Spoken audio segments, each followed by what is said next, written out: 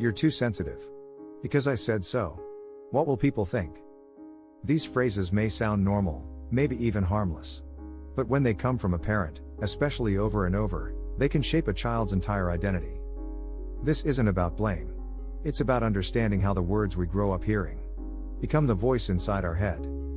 Let's talk about the 10 most common things toxic parents say, and how each one can leave a lasting scar.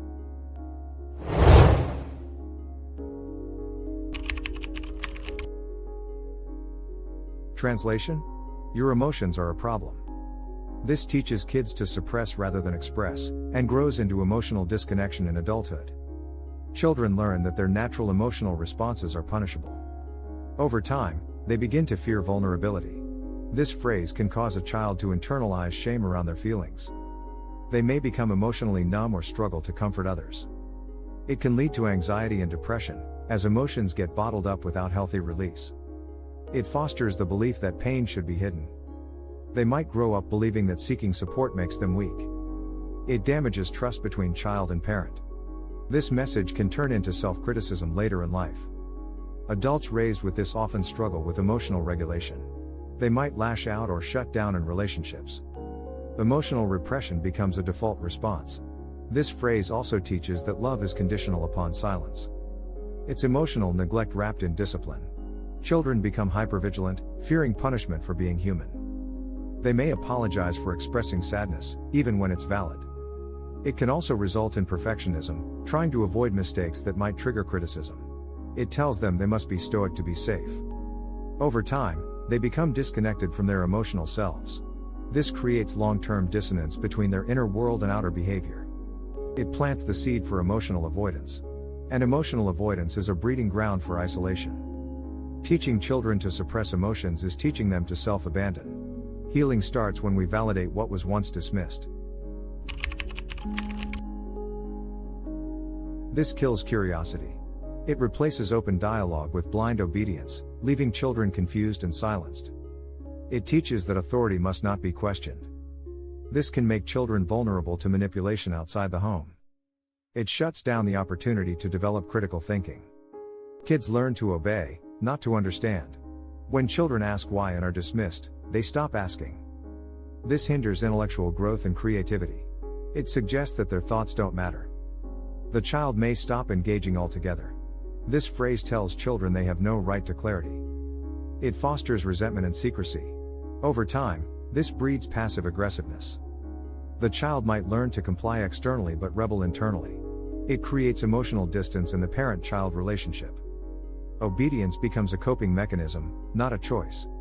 Kids raised like this may struggle to express opinions. It conditions them to stay silent around authority. They become adults who fear asking questions.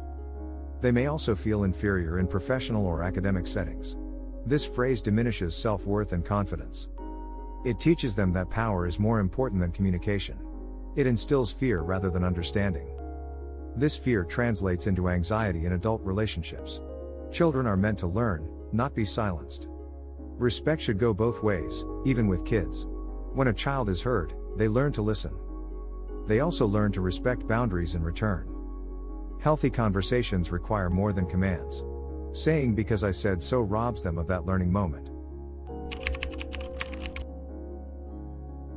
This phrase makes children doubt their instincts. As adults, they may struggle to trust their emotions or set boundaries. It implies that their reactions are flawed, that their pain is exaggerated. Over time, this message becomes internalized self-doubt. They begin to question whether their experiences are valid. It also leads to emotional gaslighting. They may stay in toxic relationships because they were conditioned to ignore red flags. Sensitivity is reframed as a weakness. But in reality, it's a form of empathy and perception. Being told you're too sensitive teaches shame around emotions. The child learns to suppress rather than process. They become disconnected from emotional truth. This results in self-silencing. They fear being seen as dramatic. It can lead to isolation and suppressed anger. Emotional suppression often manifests as chronic stress or physical illness. It stunts emotional maturity. They struggle to advocate for themselves. They become people pleasers, seeking external validation. This often leads to burnout. They downplay their feelings to fit in. Relationships become unbalanced. They prioritize others' comfort over their own well-being. Their boundaries are crossed because they don't know how to enforce them. They may not even know they're allowed to have boundaries. Sensitivity becomes a source of self-rejection. But sensitivity isn't a flaw, it's a gift. It needs nurturing, not ridicule. Healing means reclaiming that emotional truth. And learning that your feelings were always valid. This creates deep-rooted comparison, self-esteem issues, and lifelong resentment, both toward themselves and others. It turns love into a competition. Children begin to measure their worth against someone else's standards. It breeds rivalry, not connection. The lesser child may feel invisible, or like they're constantly falling short. They internalize the belief that they are never enough. It creates a fear of being themselves. They try to become someone they're not. This stifles authenticity. It damages sibling relationships.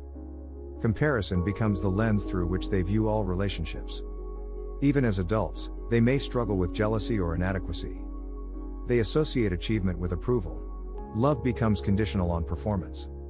This creates perfectionism and burnout. The favored sibling may also suffer, expected to always perform. It's a lose-lose dynamic. Self-worth becomes externalized. They crave validation and fear rejection. They carry this need into their careers and romantic lives. They second-guess their accomplishments. They might avoid competition altogether, fearing they'll never win. Or obsess over success to earn love. The wound of comparison runs deep. It keeps people from celebrating others' wins. Healing comes when we stop comparing and start honoring who we are. Children need to feel seen for their uniqueness, not ranked. This teaches children to prioritize image over authenticity. It breeds anxiety, perfectionism, and people-pleasing. They learn that appearance matters more than reality. That being liked is more important than being honest. It creates a fear of judgment. Children become hyper-aware of others' opinions. This can result in social anxiety and low self-worth. They learn to hide parts of themselves to avoid disapproval. Shame becomes their inner compass. They fear vulnerability. Emotional repression follows. They struggle to express needs or make mistakes. It fosters inauthenticity. They shapeshift to gain approval. Over time, they lose touch with who they really are. They may fear standing out, or fear failure more than they desire success. Every decision becomes filtered through the lens of what will people say? This phrase teaches self-censorship. It creates internal conflict between pleasing others and staying true to self. It leads to overthinking and emotional exhaustion. Children raised like this often feel disconnected from their identity. They may chase careers or relationships for appearance, not fulfillment. True confidence suffers. Authenticity feels unsafe. They seek permission to be themselves. Healing involves unlearning this external focus. And remembering, people will always have opinions, but they don't get to live your life. This phrase dismisses a child's emotional needs by pointing to material ones. It implies that because they are provided for physically, they shouldn't have emotional struggles. This breeds guilt and confusion. Kids learn to invalidate their own pain. It teaches them that their emotions are a burden. Over time, they stop sharing how they feel. They internalize the message that gratitude means silence. They may struggle to ask for support as adults. This also confuses privilege with emotional sufficiency. They feel ashamed for wanting more than just survival. Their emotional world feels invisible. It leads to emotional neglect disguised as discipline. They may overcompensate by minimizing their needs. This phrase can instill a deep fear of being seen as ungrateful. Gratitude becomes performative. Authentic emotion gets buried. It also teaches them to compare their pain with others, instead of validating their own. They may invalidate their mental health, thinking they have no right to feel bad. This results in emotional suppression and guilt cycles. Children need both love and stability, not one instead of the other. Healing begins when we allow ourselves to feel and heal, no matter how good we had it. This phrase strikes at the core of a child's identity. It tells them they are not enough, not because of something they did, but because of who they are. It fosters shame over guilt. Shame says, I am bad, rather than, I did something bad. This leads to chronic self-hatred. Children who hear this grow into adults who fear failure at all costs. It creates a perfectionist streak driven by fear. It damages the parent-child bond deeply. Trust erodes. This phrase becomes an internal voice that judges every action. It makes children feel they have to earn love. They may seek approval obsessively. Relationships become transactional. Self-worth becomes tied to achievement. They become highly self-critical. It fosters anxiety and depression. They may develop imposter syndrome. They carry the belief that they'll never be good enough. Even small mistakes feel catastrophic. This phrase haunts them during major life decisions. It stops them from trying new things. The fear of disappointing others becomes paralyzing. Healing comes from recognizing that disappointment is not your identity, it was someone else's unmet expectations projected onto you. This weaponizes guilt. It makes love conditional on repayment. Children internalize the belief that their existence is a burden. This creates deep-rooted guilt and obligation. They may grow up believing they owe their parents happiness. It blurs boundaries. Love becomes transactional, not unconditional. Kids start to believe their needs are selfish. They struggle to prioritize themselves. This leads to burnout in adult life. They become chronic overgivers. Their relationships reflect a pattern of over-responsibility. It also creates resentment. Children feel emotionally trapped. Gratitude turns into guilt. They may even feel afraid to be happy.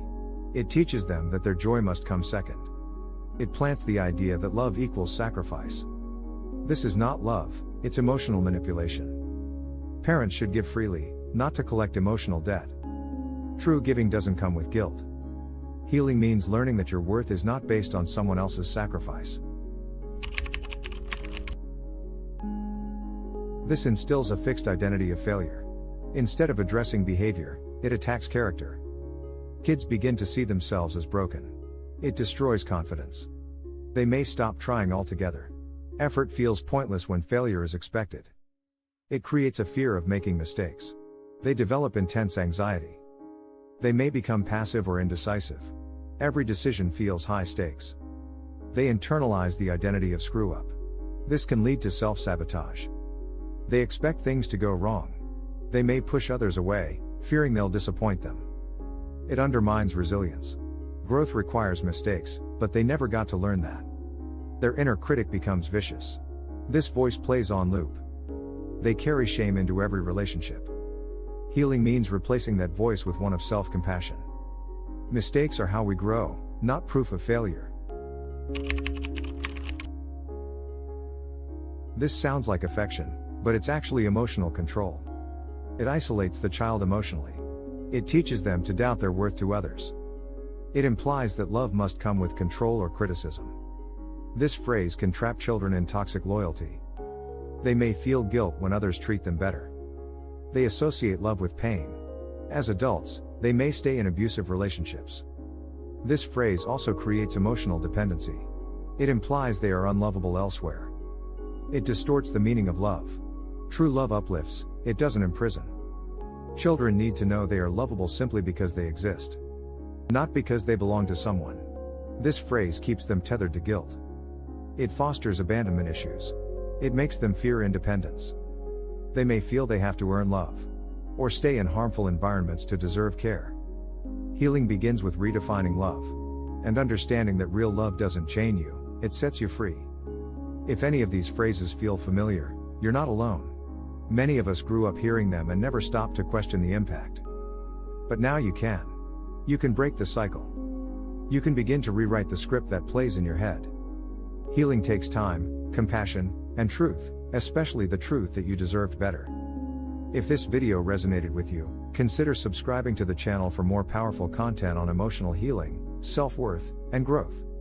Let's build a space where healing is normal, and you're never alone in your journey. Share your thoughts in the comments. Which of these did you hear growing up? What helped you heal? Hit that subscribe button so you don't miss any future videos. You deserve to feel safe, seen, and strong.